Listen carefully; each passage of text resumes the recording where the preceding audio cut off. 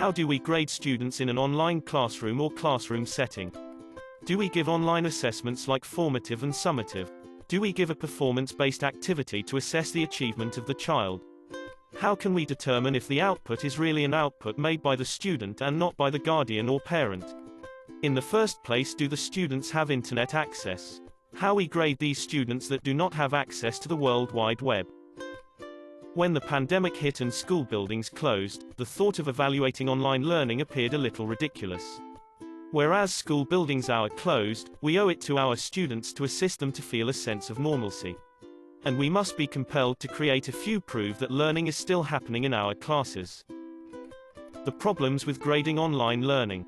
The validity of the feedbacks in activities like formative and summative examinations. Giving tests or assessment are not the problem but the manner of answering these instruments. We give the benefit of the doubt to the student when giving answers in his or her test, but can we rely?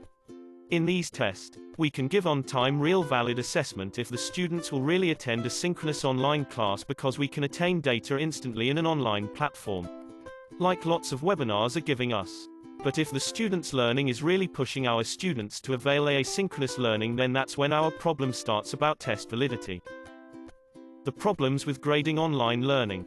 The inequity of our students in terms of modalities can be grasped, such as internet access, TV and radio broadcast, modules, and a parent or guardian that can genuinely guide and teach the child at home. We all know not all students do not have access to internet for the new normal online class.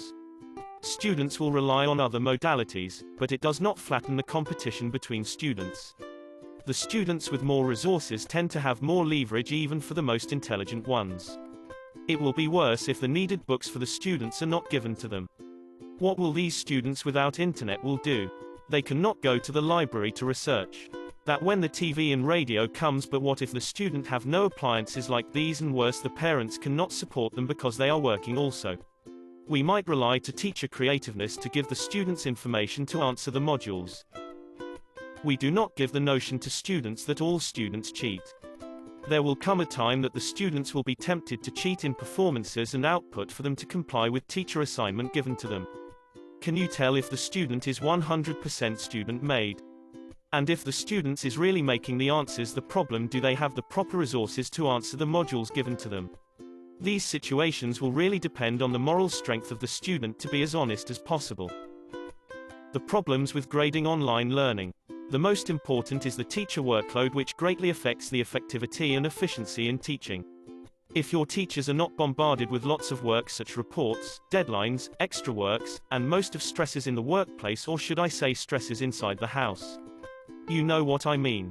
I think these scenarios can really affect the work of the teacher. If the students are having trouble in coping to this new normal set-up learning, so are the teachers that will be teaching this coming school year. So think about this times. Do we need to stress our students and teachers? In fact, these two are most affected in the new normal school processes of learning in the new setup. Do you have suggestions about this presentation? Please free to comment below. And we'll read the comments and hopefully answer your questions.